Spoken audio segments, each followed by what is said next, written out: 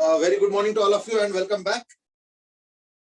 Last class आते आते energies जो है थोड़ा थोड़ा डाउन होने लगता है इट सीम्स, क्योंकि मैं एक चीज ऑब्जर्व करता हूँ कि जब सुबह क्लासेस होता है तो पार्टिसिपेशन ज्यादा अच्छा होता है और जब क्लासेस थोड़े बाद में होने लगते हैं तो पार्टिसिपेशन स्टार्ट्स रिड्यूसिंग, है ना.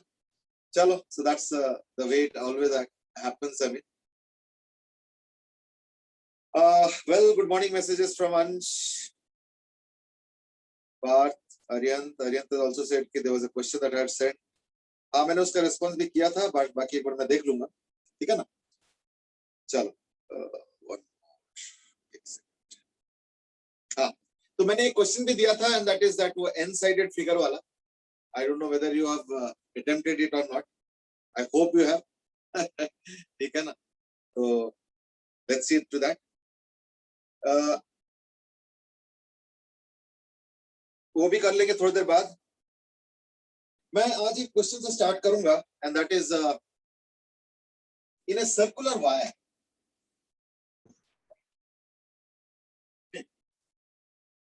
This is the center and let's say radius is r and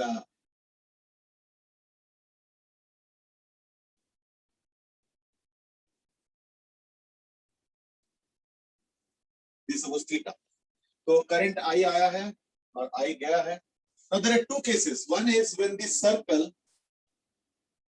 is made of conducting wire, means resistance equal to 0. And number two is when the circle is made of resistive wire. Of course, these are going to infinity. I mean, so question is find out the magnetic field at O. There's the center. So find out P at O. That is the center. ठीक है, go ahead.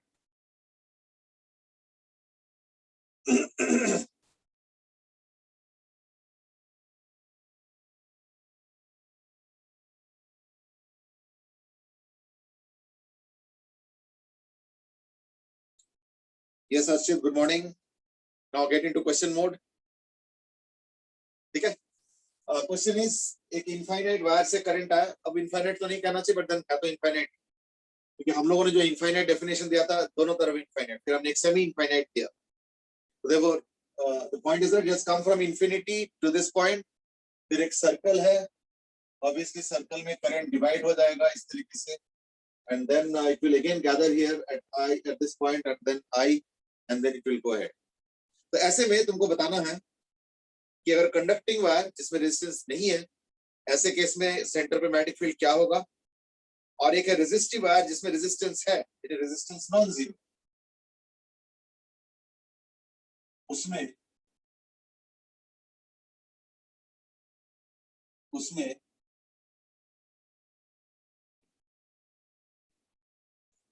Magnetic field क्या होगा.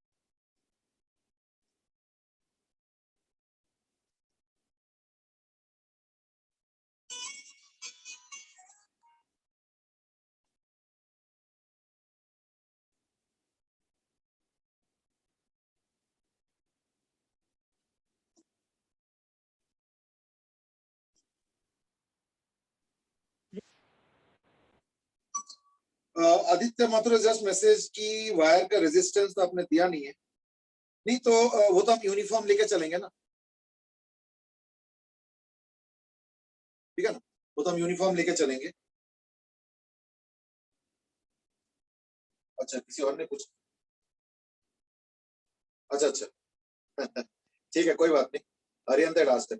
तो इसका resistance का जरूरत नहीं है, the fact that is of uniform resistive material, that is more important, ठीक है ना। तो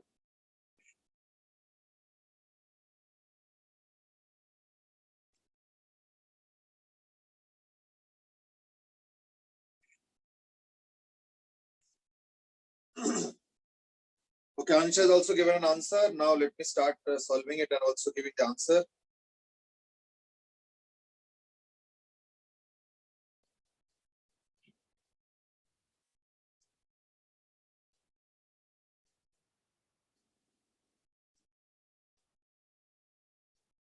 Okay, Aditya has given कि second का तो आंसर मालूम है, first का आंसर अभी दिया नहीं।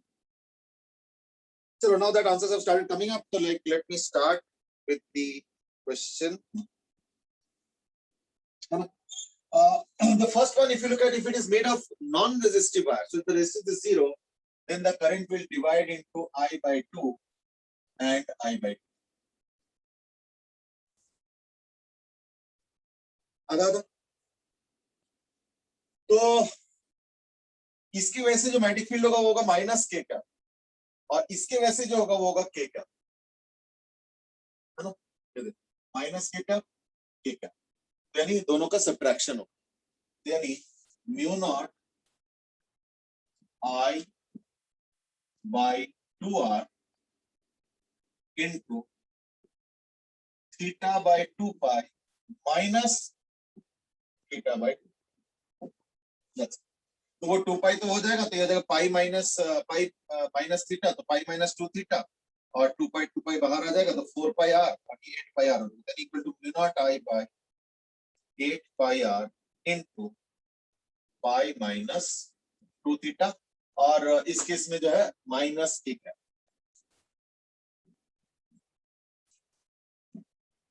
That will be the vector answer to the question.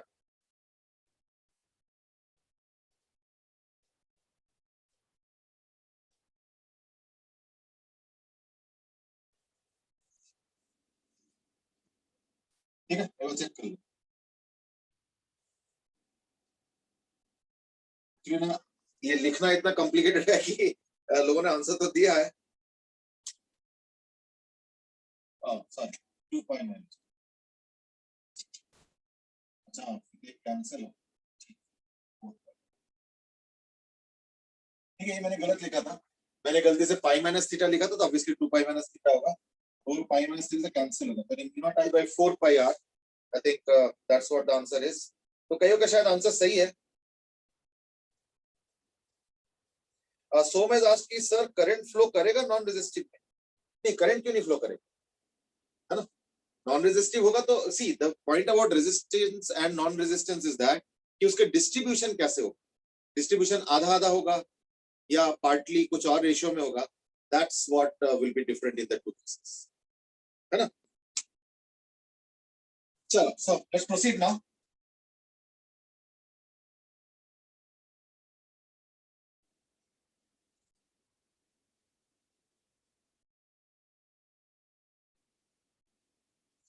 Now what about let's say resistive wire. अब रेजिस्टिव वायर में इंटरेस्टिंगली पता क्या होगा कि रेजिस्टिव वायर में करंट का डिस्ट्रीब्यूशन उसके रेजिस्टेंस पे डिपेंड करता है। तो अगर ऐसे है, मान लो ऐसे और ऐसे, like this is theta suppose, तो इसका जो रेजिस्टेंस होगा वो होगा प्रोपोर्शनल टू थीटा, और इसका जो रेजिस्टेंस होगा वो होगा proportional to 2 pi minus theta. तो जो करंट का रेशियो होगा वो उल्टा हो जाएगा, करंट का रेशियो उधर थीटा हो जाएगा और इधर हो जाएगा 2 पाई माइनस थीटा के कॉरेस्पॉन्डिंग, यानी इधर का जो करंट होगा वो होगा I into 2 pi minus theta by 2 pi, और उधर का जो करंट हो जाएगा वो जाएगा I into theta by 2 pi. तो वो जो रेशियो होगा ना वो 2 पाई इज टू थीटा है रेजिस्टेंस का रेशियो, तो देखो theta is to 2 pi minus theta, मतलब 2 pi minus theta is to theta is the resistance ratio, and therefore theta is to 2 pi minus theta will be the current distribution ratio, और यही crux of the matter। ठीक है ना? So that's the crux of the matter. So that's it. तो अच्छा, अब जब हम मैग्नेटिक फील्ड निकालेंगे तो पहली बात तो ऑपोजिट, इसका माइनस इसका प्लस के क्या, अब क्या होगा ना, mu not I into theta by 2 pi upon 4r, sorry upon 2r into ये वाला थीटा by 2 pi, यानी into 2 pi minus theta by 2 pi, ये हो गया माइनस के क्या,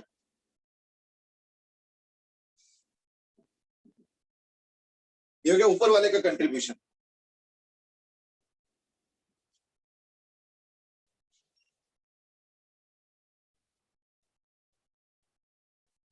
ठीक है ना, ये हो गया ऊपर वाले का कंट्रीब्यूशन, और नीचे वाले का कंट्रीब्यूशन क्या होगा, के क्या, तो यानी plus mu not I by 2r, है ना, mu not I by 2r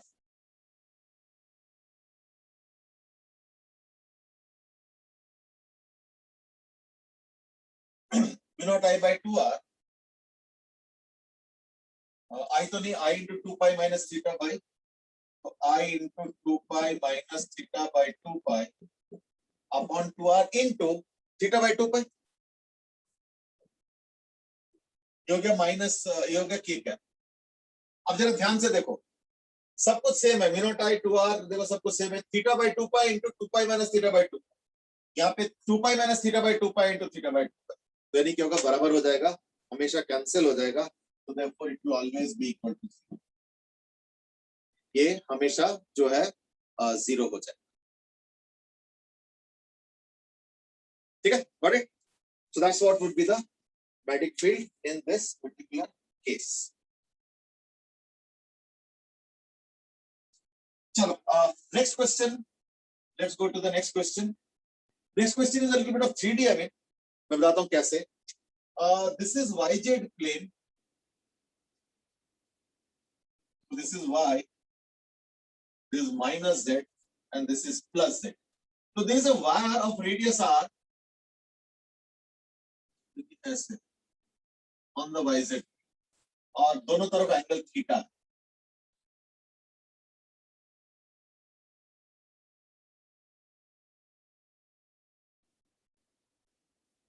यहाँ पे भी थीटा और यहाँ पे भी थीटा, और ये हो गया एक्स एक्सिस, तो इसका रेडियस आर है और एक्स एक्सिस पे एक्स डिस्टेंस दूर। I hope you are understanding the 3D nature of the question. ठीक है, the question is find B vector at point P. Find out the B vector at point P. The current being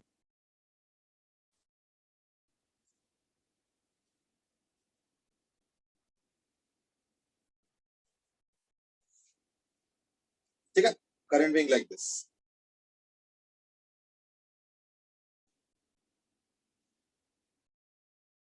Krishna said कि if the resistance is equal to 0, then Ohm's law के हिसाब से current 0 आता है, तो current flow कैसे हो रहा है? Ohm's law से current 0 नहीं आएगा। Actually पता है क्या, कि अगर मान लो जैसे ये resistance है और बीच में नॉन रेजिस्टेंस है और फिर से रेजिस्टेंस, और मान लो तुमने एक 10 वोल्ट का बैटरी अप्लाई, मैं एक सिंपल सा एग्जांपल बता रहा हूँ, और मान लो ये 2 ओम है और ये 3 ओम, और ये ए है और ये बी है, तो करंट कितना हो गया, 2 एम्पियर, तो इसके अक्रॉस हो गया 4 वोल्ट, और इसके अक्रॉस हो गया 6 वोल्ट, और इसके अक्रॉस हो गया 0 volt.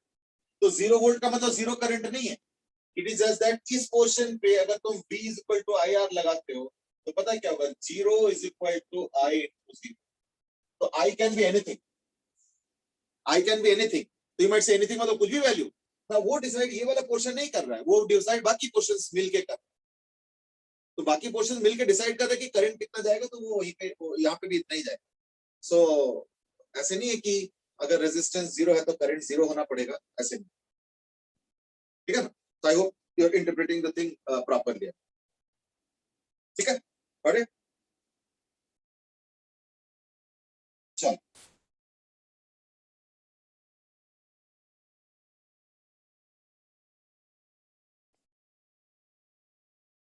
I think the same comment was probably made by Som also. Som, तुमने भी शायद ऐसे कुछ अरियंत सेठ की फर्स्ट केस में इक्वल डिस्ट्रीब्यूशन क्यों हुआ? तो देखो अनइक्वल होने के पीछे कोई रीजन नहीं है, इन द सेंस कि दोनों का रेजिस्टेंस 0 है, so they will be equally distributed. There is no point of getting unequally distributed. होने का कुछ भी हो सकता है, मैं मना नहीं कर रहा हूँ, but if there is a wire and there is like two paths, I mean, and both having no resistance, so they will get equally divided. That's all.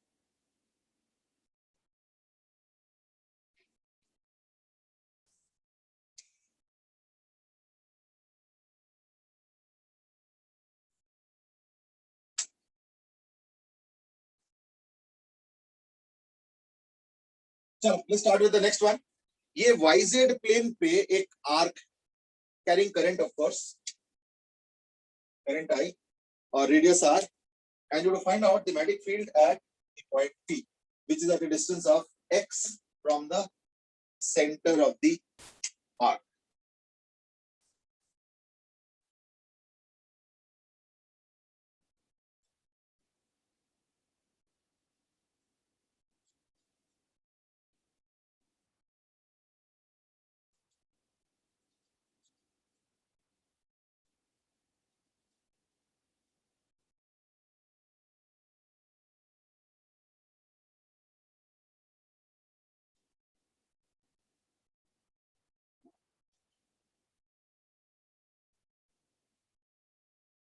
ठीक है ना? I would have preferred the answer to be in vector form, but चलो ठीक है, चलेगा ये भी. अच्छा, आर्यन से इसमें तो मिस्टेक हो गया. आदित्य has asked, अच्छा, what is the CPT syllabus? CPT syllabus is till current electricity. That is the CPT syllabus, till current electricity.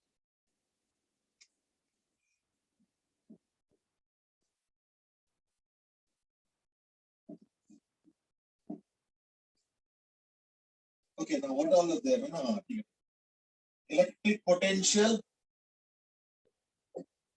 capacitance, and full current. That's the CPT.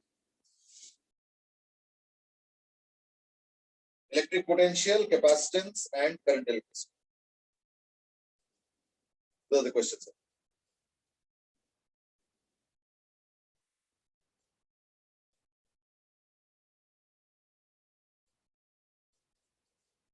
चलो, now finally let me start.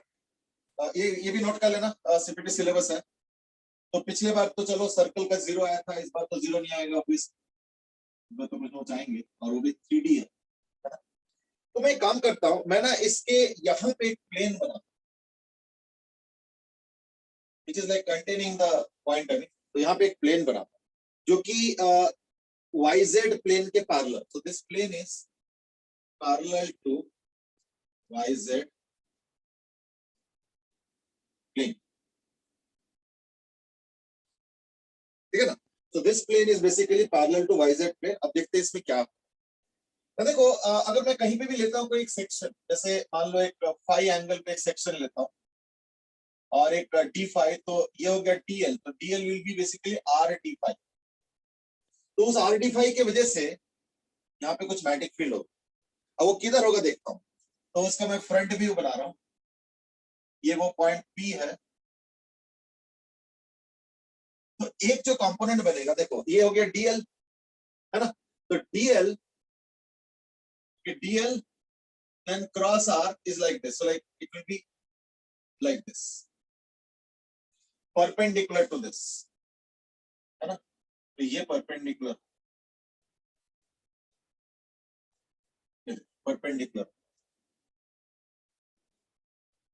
ठीक है, जिसका एक component इस plane के इधर होगा और एक कंपोनेंट प्लेन के अलोंग, फिर प्लेन के परपेंडिकुलर होगा. अब वो कैसे होगा ना, अगर ये थीटा हुआ तो ऑब्वियसली फिर ये भी थीटा होगा, है ना? ये एंगल थीटा तो नहीं लेना चाहिए, थीटा तो इधर है. तो लेट्स से अल्फा अगर होगा तो ये भी अल्फा होगा. तो इसको डीबी लिख देता हूं मैं, ये हो जाएगा डीबी कॉस अल्फा. ठीक है ना? देख लो जैसे डीबी कॉस अल्फा और ये हो जाएगा dB sine alpha. So this will be dB sine alpha, यानी यहाँ पे दो कंपोनेंट आएंगे, एक है डॉट, तो डॉट वाला हो गया डीबी साइन अल्फा, और आ, ये भी ना थोड़ा सा एंगल पे हो, इन द सेंस की फाई एंगल इधर है ना, ठीक है ना, तो ये भी फाई एंगल पे, तो ये फाई एंगल पे ऐसे,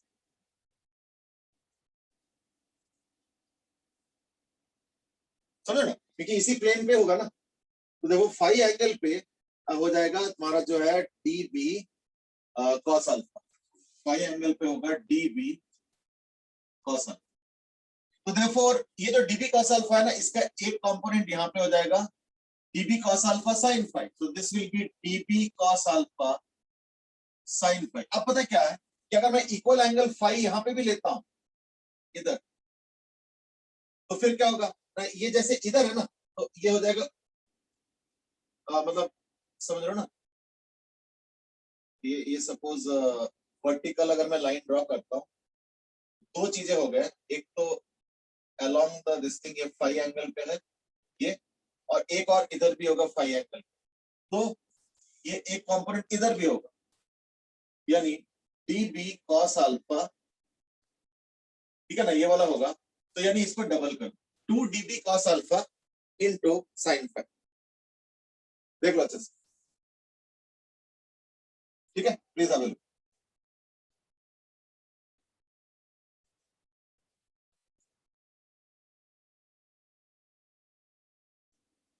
तो प्लेन इंपॉर्टेंट है, ध्यान रखो, तो वो फाई एंगल पे अगर होगा तो ये भी फाई एंगल पे, यानी अच्छा इसका लेने का जरूरत नहीं है क्योंकि ये तो देखो कैंसिल करते, so these two will cancel out, क्योंकि इसका जो इधर वाला कंपोनेंट होगा और इधर वाले का जो इधर वाला कंपोनेंट होगा, ये दोनों जो है बैलेंस करके कैंसिल होगा, so what will remain is only the vertical component and the along the axis, ठीक है ना, ये चीज। तो वर्टिकल वाला जो है वाई एक्सिस के पैरेलल है, और दूसरा वाला जो है एक्स एक्सिस के अलावा। अब मुझे वो करना है तो इंटीग्रेशन करना पड़ेगा, तो so let's look at dB first, तो dB कितना होगा ना, mu not I dl cross r, ये r है यानी r square plus x square into sine 90 degree,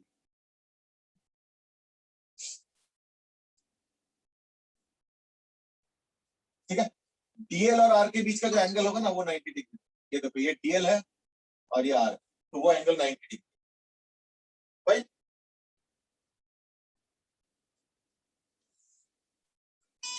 Dehem has asked कि Dehem has asked कि जो dB cos alpha is at an angle of phi from vertical.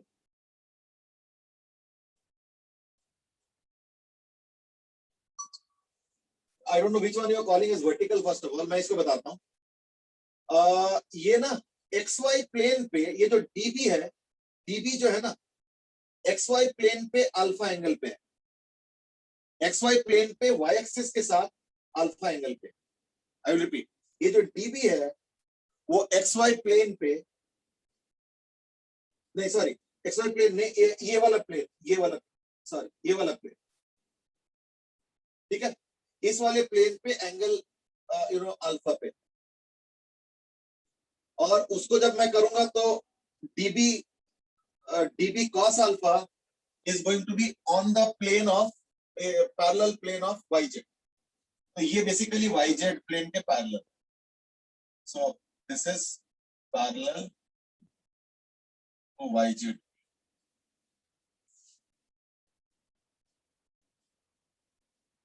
ठीक है ना, देख लो, तो अगर मैं इस dB को yz प्लेन के पैरेलल जो मैंने प्लेन बनाया उसके ऊपर अगर मैं वो कर देता हूँ, कंपोनेंट करता हूँ, तो वो फाई एंगल पे आएगा, जो कि फाई एंगल यहाँ उसी फाई एंगल, ठीक है ना, इसलिए मुझे दो कंपोनेंट करना पड़ता, तो चलो खैर अभी करता हूँ, पहले dB निकालते, तो dB इज mu not I dl r sin theta by mod r cube, तो यानी under root of R square plus x square का होल आ गया, देख लो, ये फर्स्ट। इसके बाद क्या है ना, ये देखो सब कुछ you know if you look at everything is well set and सब कांस्टेंट सिंपलीफाई, तो db इनटू cos अल्फा, ये तो db आ गया, इनटू cos अल्फा कितना है ना, x अपॉन दिस, तो like x upon under root of r square plus x square into into cos alpha आ गया, ये db है, ये cos अल्फा है, और फिर इसका एक्चुअली मैंने उल्टा लिख दिया, ये cos फाई वाला इधर है ना, cos फाई वाला इधर होगा, ये sin फाई वाला, तो dp cos alpha sin phi ये इधर, तो वो कैंसिल, तो cos फाई, तो यानी cos फाई ये आ गया, so this will be basically by, और इसको डबल भी कर दूंगा, डबल भी कर दिया। अब इंटीग्रेशन करेंगे 0 टू थीटा, क्योंकि ये एंगल हो गया 0 टू थीटा, ये एंगल देखो अच्छे से भाई। अब देखो ये सारा कुछ कैंसिल वैंसिल हो जाएगा, काफी कुछ तो ये कैंसिल हो रहा है, तो I think it will become 2 तो है ही है, 2 mu not I R X by under root of R square plus x square to the power 3, यानी ये हटा देता हूं तो to the power 3/2 into cos phi का क्या होगा, integration cos phi divide sin phi, तो sin फाई का जगह sin थीटा हो जाएगा, तो into sin, so this is your j क्या, ये आ गया b बाय,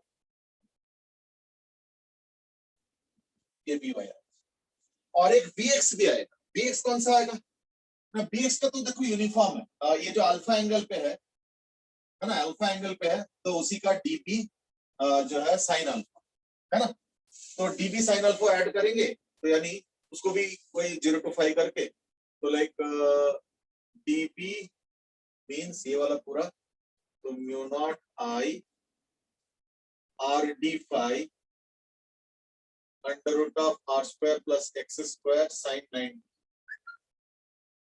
ठीक है, instead of cos alpha it will now become sin alpha, तो sin अल्फा हो जाएगा r by under root of R square plus x square, ठीक है, और ये जो कंपोनेंट है ये सिंपल ऐड होगा, तो कहां से कहां तक, 0 टू थीटा का डबल है ना, तो डी फाई का जो है ना क्या बोलते हैं थीटा का, यानी थीटा हो जाएगा तो 2 थीटा, तो यानी सो दिस इज आई कैप, तो मतलब ये हो जाएगा पी एक्स हो जाएगा 2, और इसका हो गया थीटा, यानी 2 mu naught upon under root of R square plus x square to the power Q, तो एक तो कैंसिल हो जाएगा, यानी 2 mu not I R theta, ठीक है, साइन 90 सब खत्म हो गया, I R theta by R square plus x square the power 3/,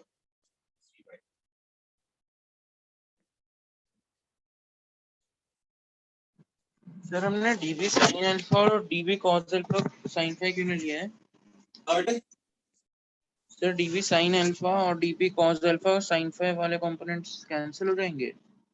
हाँ, क्योंकि इधर वाला आर इस तरफ बनाएगा और इधर वाला आर इस तरफ बनाएगा, ये देखो ना,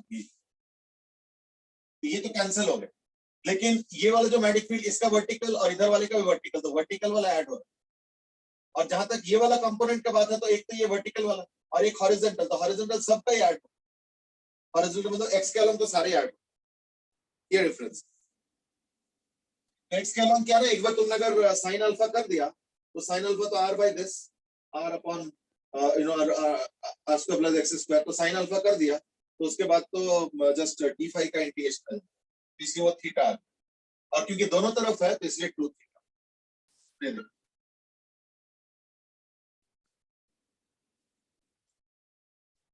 ठीक है, वो चेक कर लो।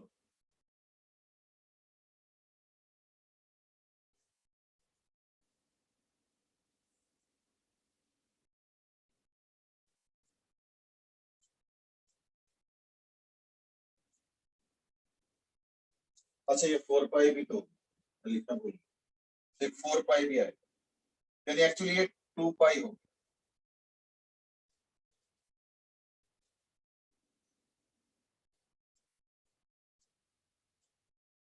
2 पाई, ठीक है।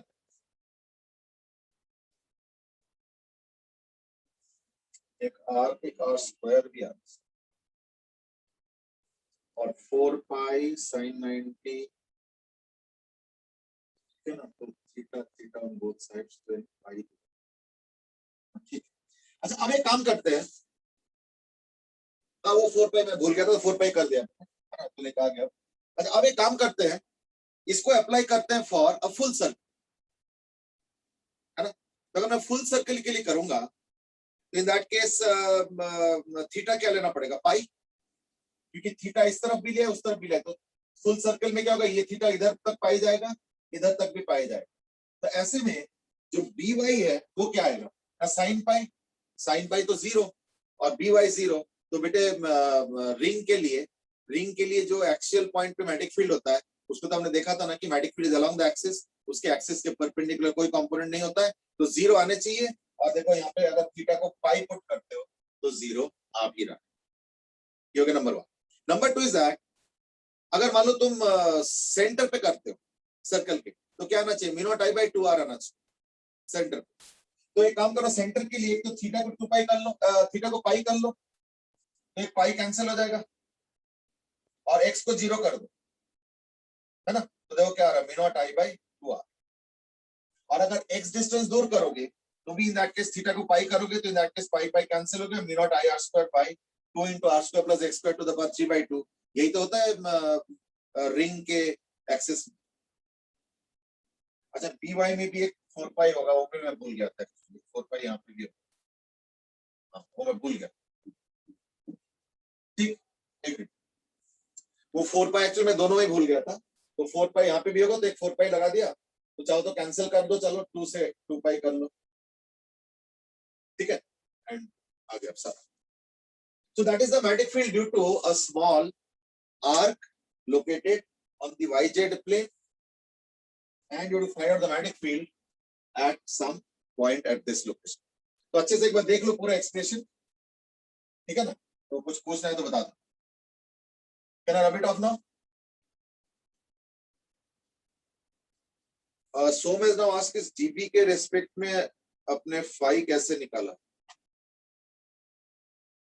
नहीं, मैंने तो y एक्सिस के साथ एंगल फाई इधर और फाई इधर लिया, और इस छोटे से सेक्शन की वजह से यहाँ पे जो मैग्नेटिक फील्ड है वो थोड़ा सा ऐसे होगा, जिसका एक कंपोनेंट अलोंग द एक्सिस, एक component along the plane that is there, फिर उसका भी कंपोनेंट आएगा, है ना, क्योंकि ये जो एंगल है ये y एक्सिस से फाई एंगल पे, तो इधर जो dB होगा ना वो भी थोड़ा सा फाई एंगल पे इधर टिल्टेड होगा, उसका एक कंपोनेंट x और एक कंपोनेंट ऑन द प्लेन होगा, जो कि ये वाला कंपोनेंट, फिर उसका भी along this axis and along this axis, तो ये सारा चीजें इकट्ठे कर ली।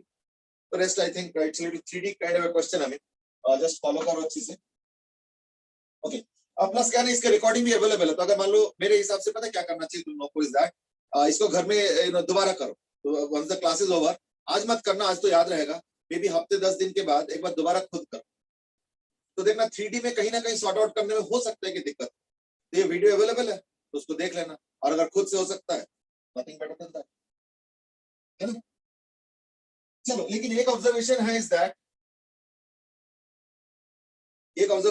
That only 4-5 people are trying to give the answer.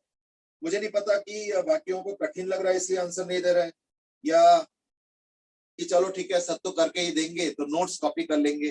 बेटे नोट्स की बात नहीं है बात है कि खुद ट्राई करो, तब आइडिया लग पाता है कि मैंने क्या सोचा, और अगर हो जाता है उससे तो बहुत बढ़िया, वेरी गुड, और अगर नहीं भी होता है तो एटलीस्ट पता चलता है कि मैंने ये सोचा लेकिन इसमें ये प्रॉब्लम्स है और ये इसका असली रास्ता है। तो जब तक वो फीलिंग ना आए तो देखना चीजें इनकम्प्लीट रहेगा, ठीक है ना, तो ध्यान रखना। अब ये अगर ये सोचोगे कि चलो आप तो बता ही दोगे तो नोट्स कॉपी कर लेंगे बाद में देख लेंगे ना, that is not the right step, बिल्कुल नहीं। चलो लेट्स मूव ऑन नाउ। हमने बिल्कुल एक जनरलाइज्ड केस किया है। अभी एक और जनरलाइजेशन है और वो है इनसाइडेड फिगर के सेंटर से h डिस्टेंस ऊपर, बट क्योंकि काफी 3D वीडियो ऑलरेडी कर लिया, उसको हम आज नहीं करते हैं, उसको हम लोग जो है किसी और दिन, ठीक है। आज जो करेंगे वो है जो कल हमने क्वेश्चन बीच में छोड़ दिया था, ये 4i है ना, 4i है और ये i है इस क्वेश्चन। तो इस क्वेश्चन का अगर याद करके देखो, हमने बताया था कि एक तो ऐसे होगा और एक ऐसे होगा,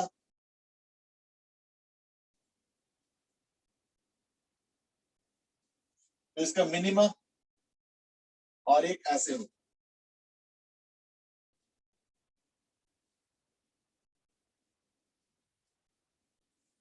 लेकिन इनके वेंटेज पॉइंट्स कौन से होंगे वो निकालने रह गए।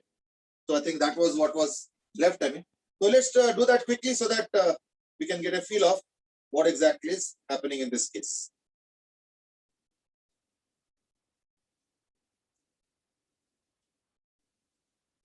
Fine. तो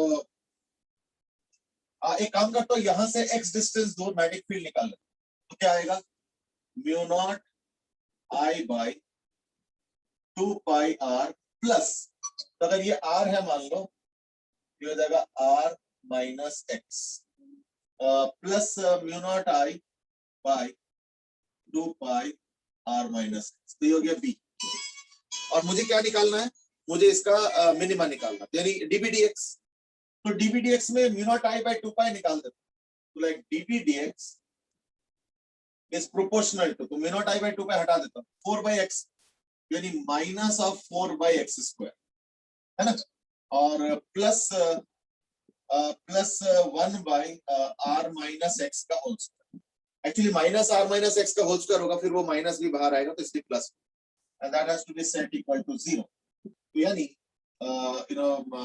4 into r minus x का whole square is equal to x square, यानी 2r minus 2x is equal to x, यानी x equal to 2r by 3। ये हमने लास्ट क्लास में किया। लास्ट क्लास में ग्राफ तो हो गया था, बस वो वेंटेज पॉइंट्स निकालने रह गए थे। I'm just quickly winding it up. I think you can follow it. So like x equal to what? 2r upon 3। ठीक है, got it? चलो, so that was about your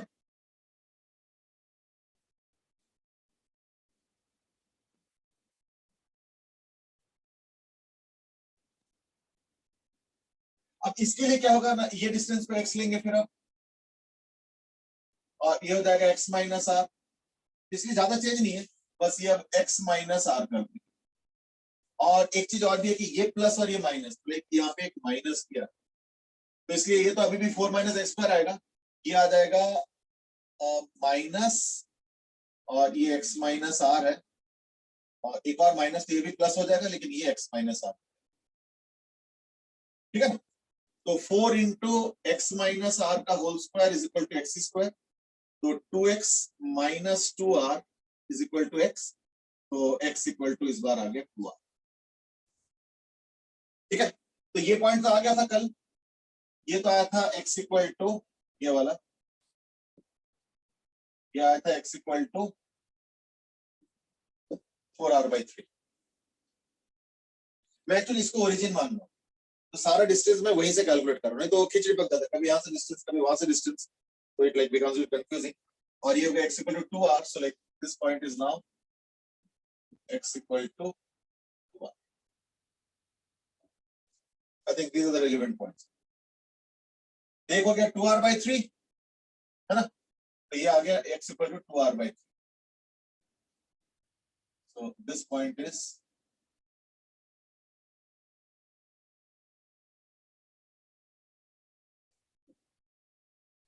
x equal to 2r by 3। ये critical point है, यहाँ पे minima आया है, यहाँ पे मैग्नेटिक फील्ड 0 है, that is x equal to 4r by 3।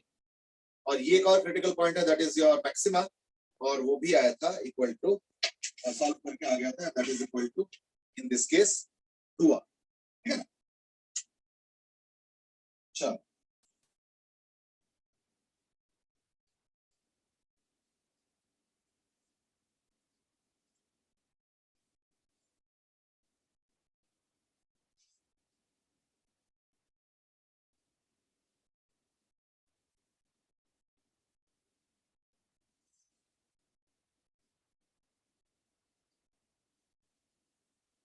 Now that was about your magnetic field due to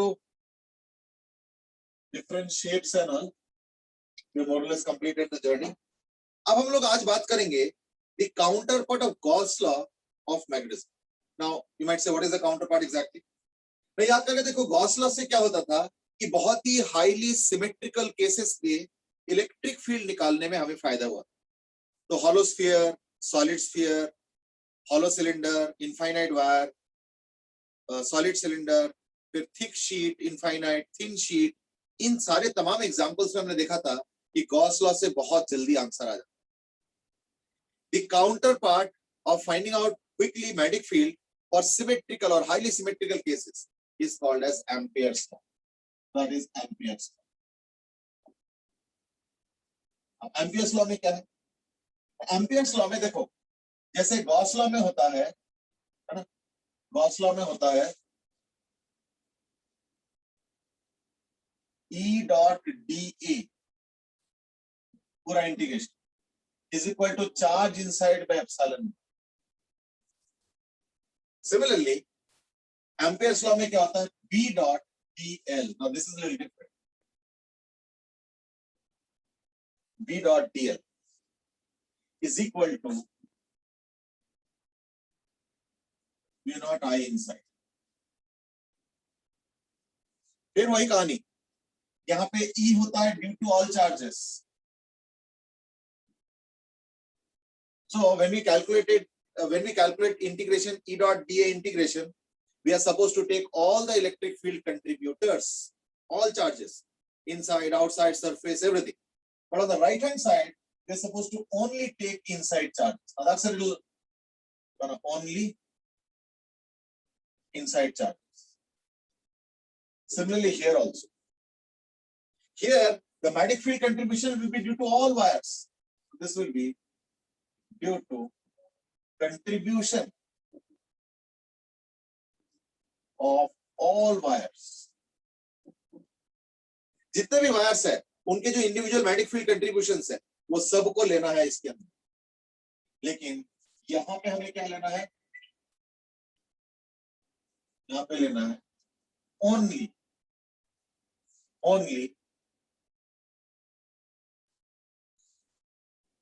currents inside. इसमें क्या होता है? only inside charges या charges only inside Gaussian surface, है ना? तो ये एरिया वाला था, ये पाथ वाला, तो क्या होगा? only current inside Amperian path. ये फर्क हो जाता है. ठीक है. So you might say कि ये कौन सा लॉ आ गया, कहां से आ गया? तो एक्चुअली देखो हम इसको निकालेंगे तो खैर सिमेट्रिकल केसेस में, बट लगाएंगे ऑल केसेस. जैसे सपोज अगर एक इनफाइनाइट वायर लेते हो, अगर मैं यहां से एक सर्कुलर पाथ क्रिएट करता हूं तो हमें पता है कि magnetic field lines are what circular around a wire.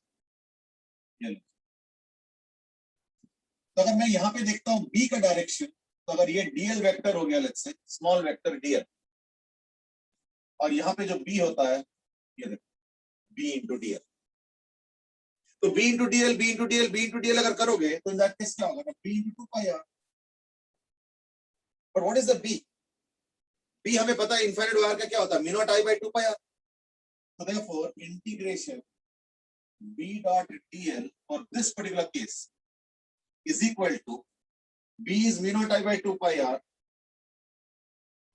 into 2πr. That is equal to mu naught I. ठीक है ना? तो ये हो गया for infinite wire. But then you can, as I said, कि एक बार हम डिराइव तो करते हैं सिंपल केस को लेके, बट हम इसको यूज कहीं पे भी कर सकते. ठीक है ना? सो देयरफॉर इसका जो यूज होगा वो हम कहीं पे भी करेंगे. कैसे करेंगे? That's the question. तो देखते हैं इसका यूटिलिटी क्या है ना. एक तो इनफाइनाइट वायर का तो बता ही दिया मैंने, इसके अलावा भी हम देखते हैं. So now let me apply Ampere's law in case of infinite hollow cylinder. अगर मैं एक इनफाइनाइट हॉलो सिलेंडर लेता हूं तो क्या होगा, ये हॉलो सिलेंडर,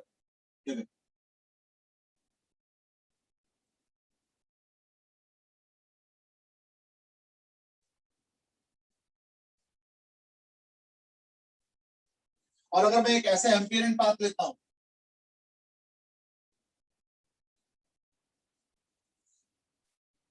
तो देखो सिमेट्री कहता है कि इसमें भी सर्कुलर लाइंस ऑफ फोर्स होंगे मैग्नेटिक फील्ड। तो अगर ऐसे होगा तो दैट केस क्या होगा, वही चीज, ये डीएल हो गया,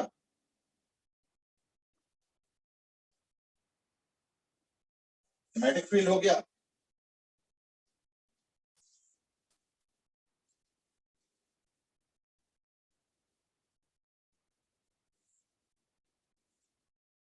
integration B dot dl will be equal to integration b into dl into cos 0। क्यों?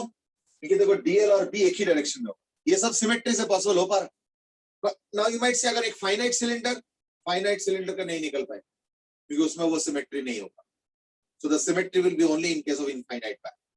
ठीक है, तो ये चीज integration b into dl into cos theta, so that will be equal to b into integration dl is equal to, अगर इसका radius suppose अगर small r है और लेट से इसका कैपिटल आर है, और मान लो इसमें जो करंट है वो आई है, तो क्या होगा, b into 2 pi small r, and that will be equal to, as I said, right hand side क्या है, mu naught I, so therefore you have b is equal to mu naught I by 2 pi r, same formula. अच्छा ये चीज देखा होगा कि ये चीज हमने इलेक्ट्रोस्टैटिक्स में भी देखा था कि अगर मान लो मैं इक्विवेलेंट लैम्डा डिफाइन कर लूं सिलेंडर के लिए, और अगर एक लैम्डा होता है इनफाइनाइट वायर के लिए, और अब अगर पॉइंट मैं लेता हूं इनफाइनाइट वायर के लिए या इनफाइनाइट सिलेंडर के बाहर अगर कोई पॉइंट होता है, तो the formula is the same, and that is 2k lambda by small r। याद करके देखो, ये इलेक्ट्रोस्टैटिक्स में हुआ था और ये गॉस लॉ यूज करके हुआ। तो यहाँ पे भी मैं वही देख रहा हूं कि अगर मैं एक इनफाइनाइट वायर लेता हूं करंट कैरिंग आई, उससे r डिस्टेंस दूर जो मैग्नेटिक फील्ड होता है mu not I by 2 pi small r, यहाँ पे भी यही आ रहा है, लेकिन पॉइंट आउटसाइड होना चाहिए। तो the our first discussion is for outside points.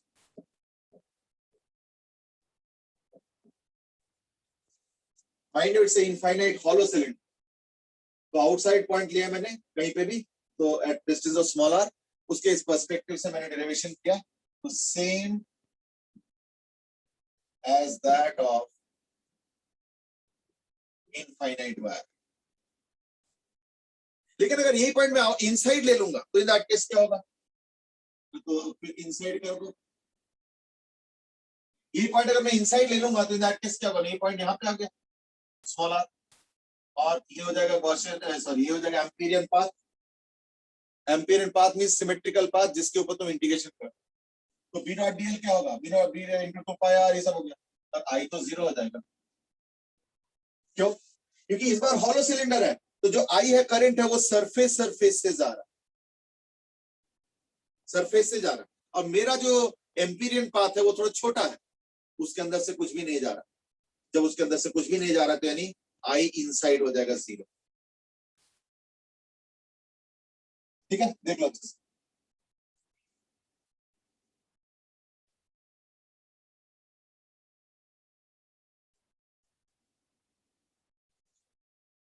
So therefore b will be equal to 0।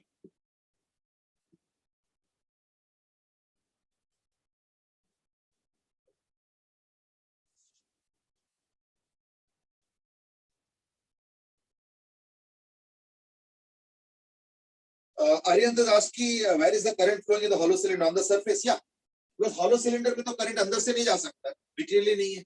hollow cylinder मतलब अंदर से खोखला है, तो यानी करंट सिर्फ सरफेस से जाए। तो अगर तुम एम्पीरियन पाथ अंदर लेते हो तो उस एम्पीरियन पाथ से कुछ भी नहीं जाए। हाँ, सॉलिड सिलेंडर होता तो उसका एक पार्ट जाता, तो सॉलिड सिलेंडर का भी अभी करेंगे। कृष्ण की जहां निकलना है वही डीएल लेंगे क्या?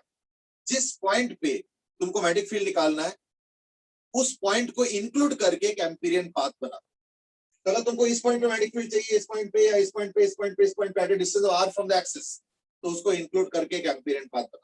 अगर तुमको इनसाइड पॉइंट पे यहाँ पे कहीं पे निकालना है तो उसको इंक्लूड करके एक एम्पियर पाथ बना। Go ahead. सक्षम है आज की इनसाइड करंट मतलब जो पाथ के सरफेस एरिया बना है उसमें कितना करंट है। नहीं, इनसाइड करंट का मतलब होता है कि जैसे मान लो ये एम्पियरियन पाथ है और इससे करंट जा रहा है I1, इससे जा रहा है I2 और मान लो I3,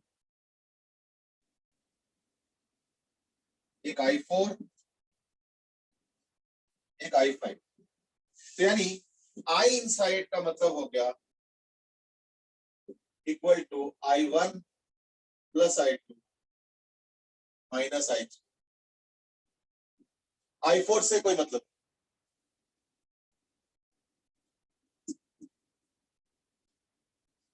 ये Amperian path, this is the Amperian path. Now you might see Amperian path, अजीब सा पाथ। अब ये तो एक ऐसी जनरल सिचुएशन है, don't go by the path. I mean obviously इस पाथ पे इंटीग्रेशन करना तो बहुत मुश्किल है, बी डॉट डी कैसे integrate.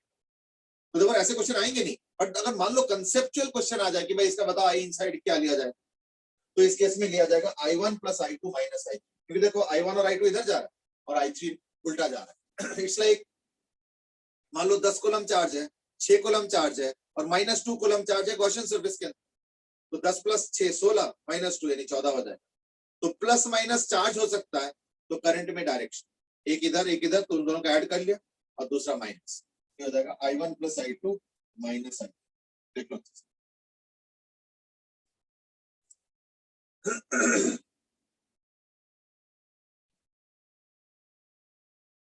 Okay, now Arindam is asking that why do we take B outside integration before solving? How do we know it's uniform? Now देखो यहाँ पे सिमेट्री बहुत इंपॉर्टेंट रोल प्ले कर। तो इनफाइनाइट अगर cylinder है तो इनफाइनाइट सिलेंडर में ऐसा तो कोई बायस तो नहीं होगा ना कि इस तरफ अगर 10 सेंटीमीटर दूर है मान लो आउटसाइड सिलेंडर, और अगर इस तरफ 10 सेंटीमीटर दूर है तो यहाँ पे अलग मैग्नेटिक फील्ड होगा, वहां पे अलग मैग्नेटिक फील्ड होगा। ये तो सिमेट्री को खत्म कर रहा है, ये तो नहीं हो पाएगा। ये सिमेट्री से बता पा रहा हूँ और कोई बात। तो देखो 10 सेंटीमीटर इधर, 10 सेंटीमीटर इधर, 10 सेंटीमीटर इधर, 10 सेंटीमीटर इधर, हर जगह सेम होगा, तो यानी क्या होगा, मैग्नेटिक फील्ड।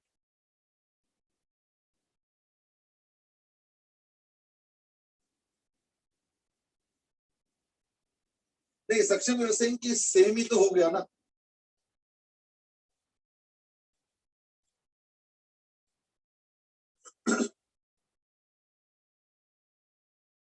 चलो I mean if that is exactly what was in your mind, I am okay with that. But इसमें ये चीज थोड़ा सा ध्यान रखना है, जो माइनस है ना, एक तो वो ध्यान रखना है, और दूसरी बात है ये एक चीज और ध्यान रखना इज दैट कि सरफेस वाला भी नहीं लिया जाए, आउटसाइड तो लेना ही नहीं है। तो मैं एक I6 भी बना, I6 भी है सपोज,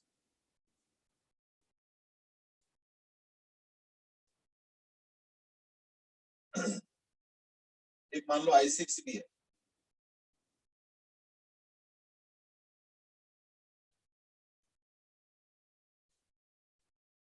तो I6 भी नहीं आएगा, क्यों, वो एकदम सरफेस से जा रहा है। देखो ना एम्पियरियन पाथ के बिल्कुल बॉर्डर से जा रहा है, तो बॉर्डर वाला भी नहीं लेना है, बॉर्डर के बाहर भी नहीं लेना है, बॉर्डर के अंदर के थ्रू जो करंट जा रहा है वो लेना है। पर उसमें भी देखना पड़ेगा कि करंट आउटसाइड मतलब करंट किस डायरेक्शन में जा रहा है। तो अगर डायरेक्शन अलग अलग है तो in that case plus minus लगाना पड़ेगा, ठीक है ना। तो दैट्स व्हाट यू गेट।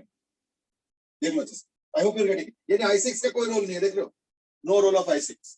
यानी I4 I5 इनका तो रोल इसलिए नहीं क्योंकि आउटसाइड है, और I6 का इसलिए नहीं क्योंकि वो बिल्कुल बॉर्डर से पास।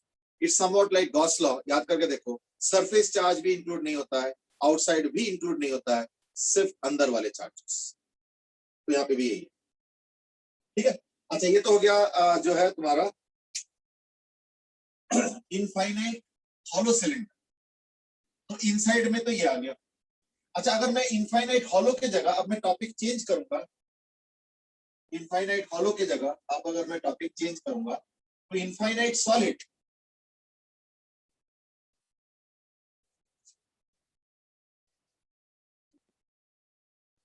इन दैट केस कोई फर्क नहीं है। क्या फर्क है बताओ, है ना, there is no difference at all. देख लो,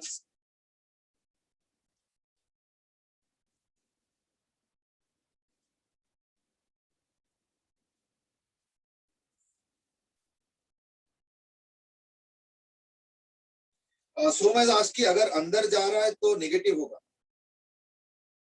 करंट। हाँ वो हो गया ना कि जैसे दो ऐसे जा रहा था तो प्लस ले लिया और उसके उल्टे डायरेक्शन वाले को माइनस ले लिया। नहीं बट किसको प्लस लोगे किसको माइनस लोगे उसका कन्वेंशन ओके समझ में आया। देखो सपोज ऐसे कि ये मेरा एम्पीरियन पाथ, ठीक है ना, ये मेरा एम्पीरियन पाथ और 10 एम्पेयर 2 एम्पेयर और एम्पीरियन पाथ ऐसे। ये जो पाथ है ये सपोज एक्स जेड प्लेन पे है और ये हो गया suppose parallel to y axis, तो लाइक ये वाई एक्सिस, ठीक है ना। अब बता सकते हो आरएचएस का आंसर क्या आएगा? ये ब्रैकेट भरो जरा।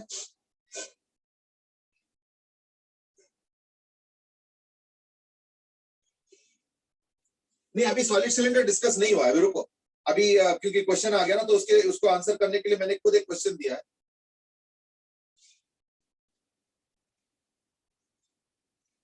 नहीं सक्षम तुम्हारा क्वेश्चन क्लियर नहीं है। R less than capital r में डिफरेंट आएगा ना, this what you are asking.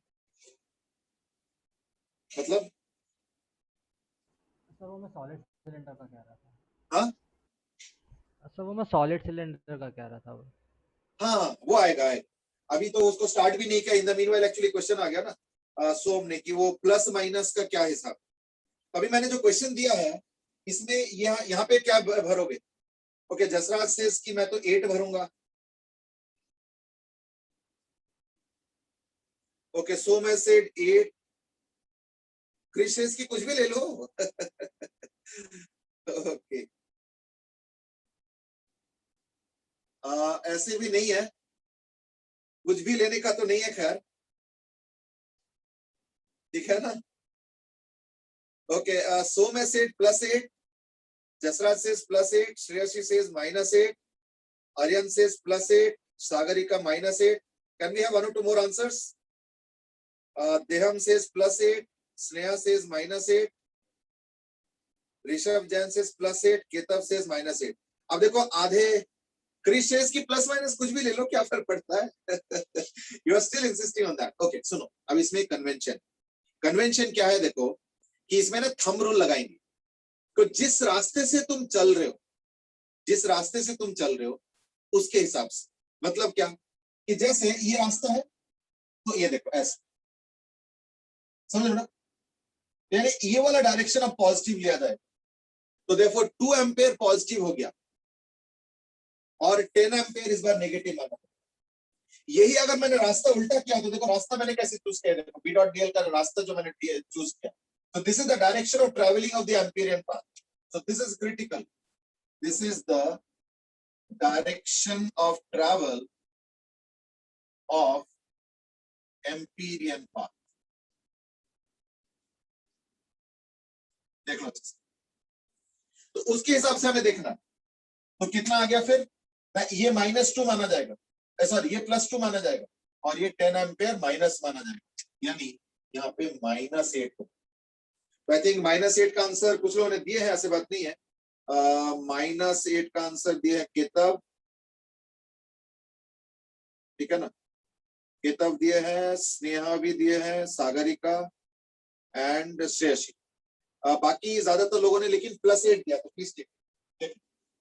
अब अगर मैं रास्ता बदल दूंगा तो ऐसे कर दूंगा, लेट्स ऐसे, इन दैट केस क्या होगा फिर, ये जो डायरेक्शन है ये पॉजिटिव होगा, देख रहे हो ये, इन दैट केस 10 को पॉजिटिव मानेंगे और 2 को माइनस करेंगे, यानी फिर क्या होगा, ये +8 होगा। तो अगर ये डायरेक्शन कर दो इन दैट केस यहाँ पे क्या हो जाएगा, +8। इज दैट ओके ना? नाउ क्रिश सेड ये डायरेक्शन ऑफ ट्रैवल तो हम खुद डिसाइड करते हैं। ये एक तो इंपेरियल पाथ नहीं है क्रिश, एम्पीरियन पाथ है, मैंने लिखा भी था कहीं। हाँ ये देख एम्पीरियन पाथ, इंपेरियल नहीं, बट चलो कोई बात नहीं। तो डायरेक्शन ऑफ ट्रैवल के हिसाब से प्लस माइनस होता है। नाउ क्रिश सेड की डायरेक्शन ऑफ ट्रैवल तो हम खुद डिसाइड करते हैं, नहीं उसमें मना थोड़ी कर रहा हूं, मैं ही नहीं कर रहा हूं कि तुम खुद डिसाइड नहीं करोगे, मैं कह रहा हूं बिल्कुल डिसाइड करो, लेकिन डिसीजन जब लोगे तो उसके हिसाब से फॉर्मूला में प्लस पुट करोगे या माइनस पुट करोगे। दैट चॉइस कैसे होगा? वो रैंडम नहीं है, ये ऐसे जाना है, ऐसे जाना है, ये योर चॉइस। पर अगर ऐसे जाओगे तो आई क्या लेना है और ऐसे जाओगे तो आई क्या लेना है, ये योर चॉइस नहीं है, ये कन्वेंशन के choice. That is the point that I was trying to say. अब ठीक है, I think now I think we have more or less settled the matter. Fine, चलो, तो I think let's go ahead then.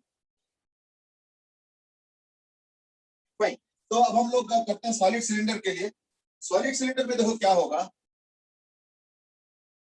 Solid cylinder में देखो क्या होगा।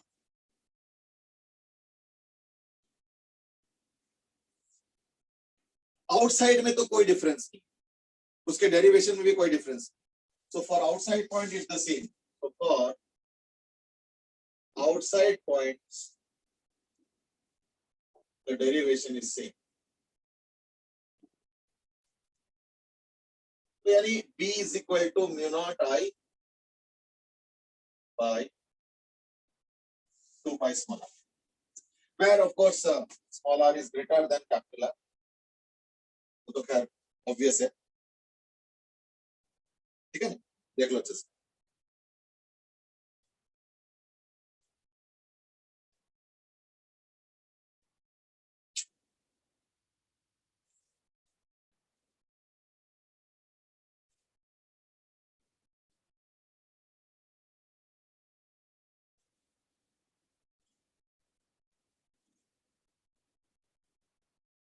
लेकिन अब इनसाइड पॉइंट पे आ जाओ।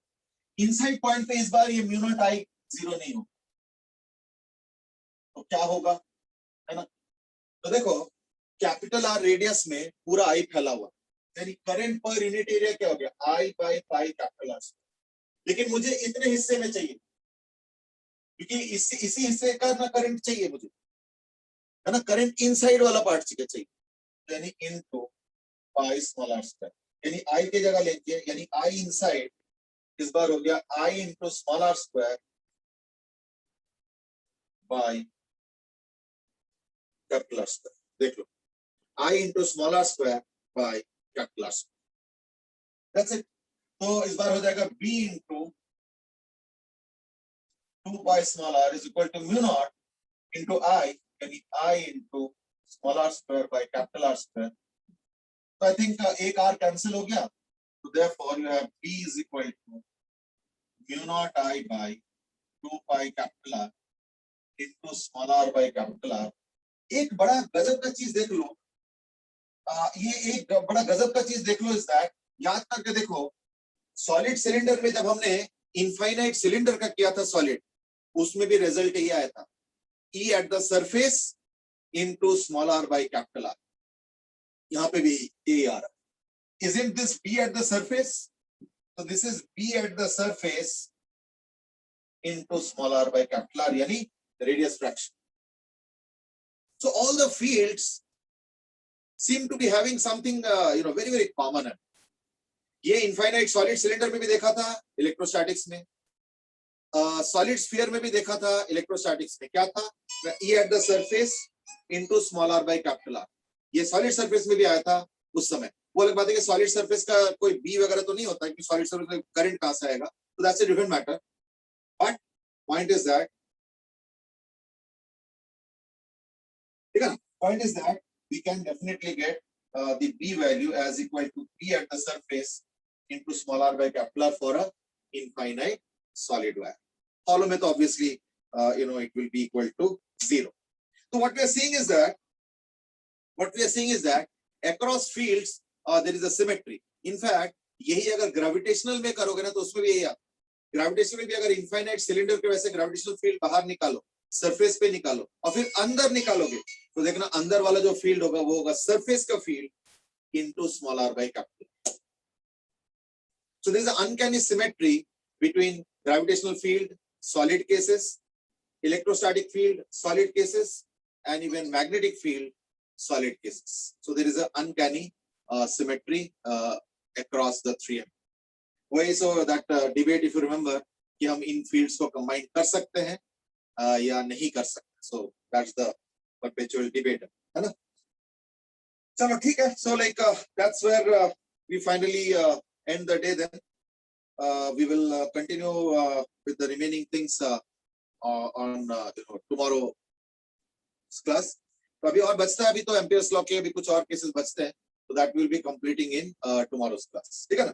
चलो आज के लिए इतना ही, फिर we'll carry on tomorrow. Have a good day. Bye bye.